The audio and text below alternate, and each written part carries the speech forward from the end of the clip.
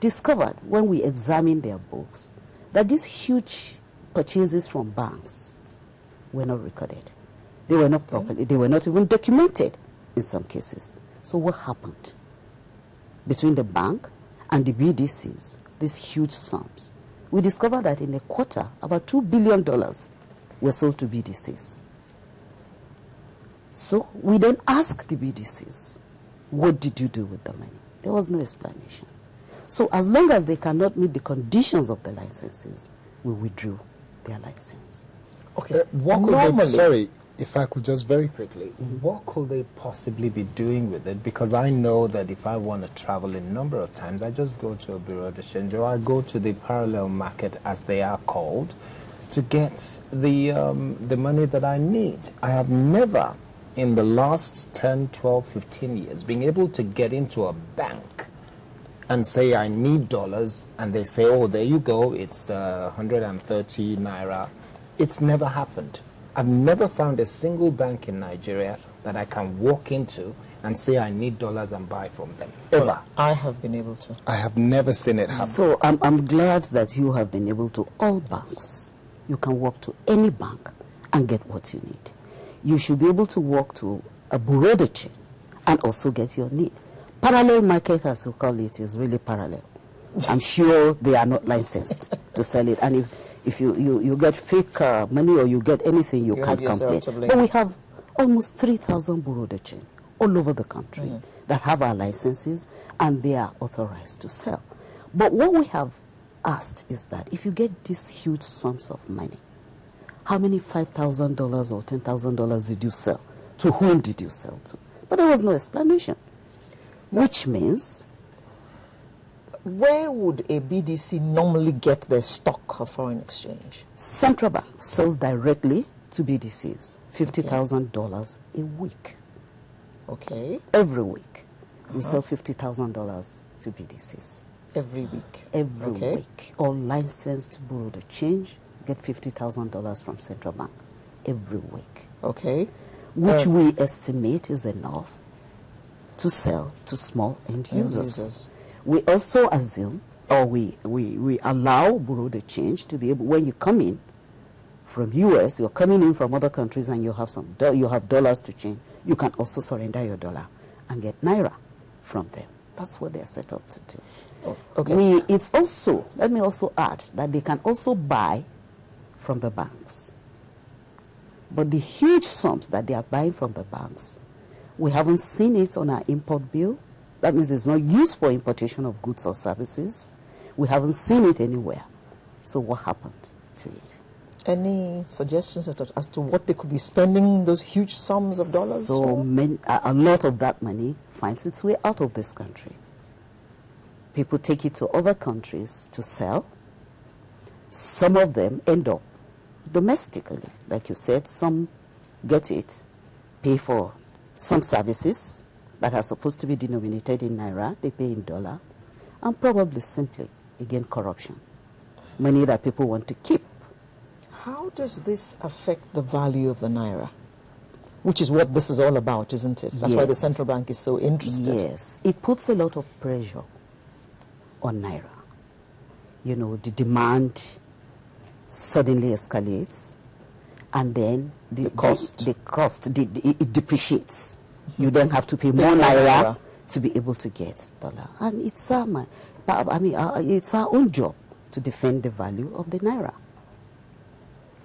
Okay, for those who are wondering, there is a recent announcement about retail Dutch auction system. You said it will take effect. What should the average Nigerian expect to see when this happens at the end of the month?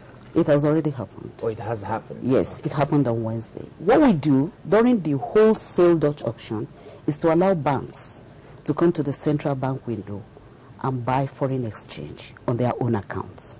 You know, a bank can say, look, I want $80 million. We just sell.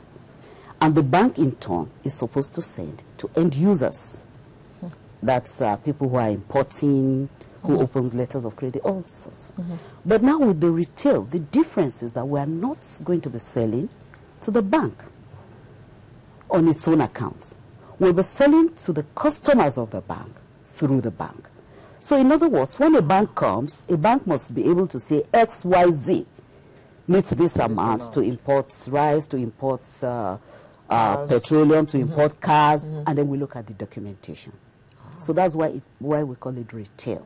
Okay, so if I need to pay for my children's school fees, and I need 2,000, 3,000, 4,000, 5,000 every month, can I put in an application to the bank and say on a monthly basis I need to be able to pay this much and be able to get it? You will get it. You will get it. All the bank needs is just the evidence that they are paying to the school. And it's not just capital flight. Schools will normally give you an invoice within there. Yeah. Even if it's $45,000 a year, $50,000 a year. They'll give you an invoice, they will pay. If you're paying hospital bills, banks will be able to do that directly. Those are the kind of documentation we require.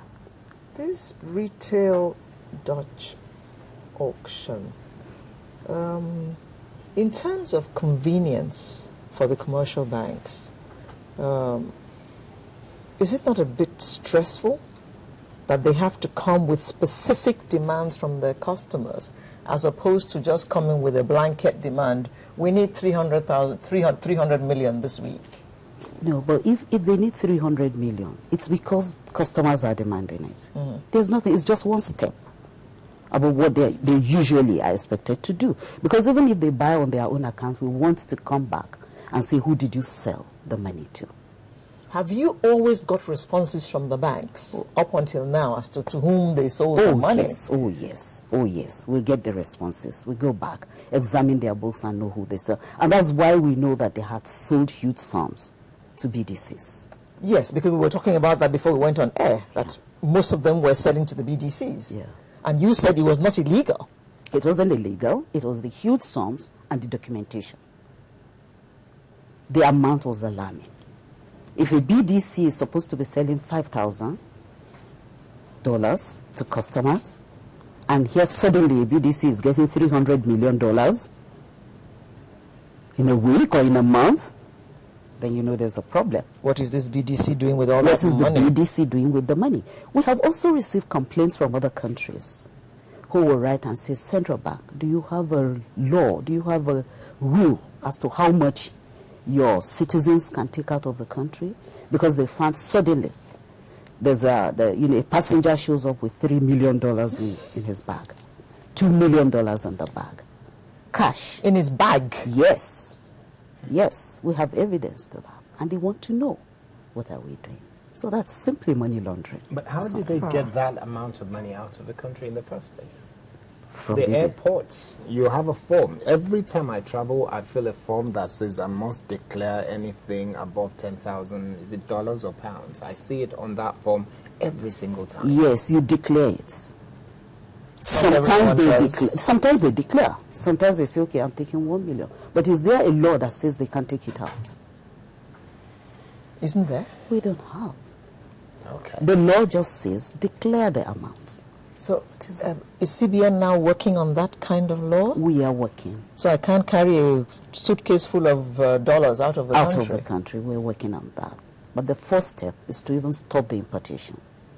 If you need money, if you're a trader and you earn your money genuinely, $1 million, you don't need it in cash. It comes in your accounts. Okay, so this new policy is taken off already?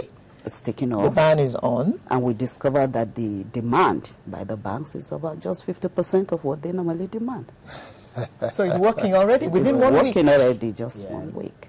Okay, that's good. Okay then. Thank you very much for coming to enlighten us. I'm sure we're better informed about importation of dollars and taking out of dollars. So if you're one who carries dollars in your suitcase, watch out. The law is coming for you very soon.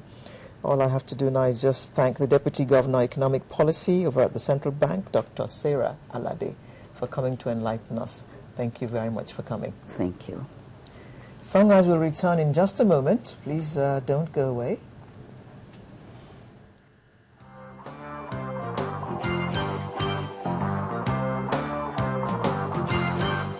I am Ojo Zokalo, the founder of Slug Holdings. In 25 years of our existence, this is our success story. Slug Holding has expanded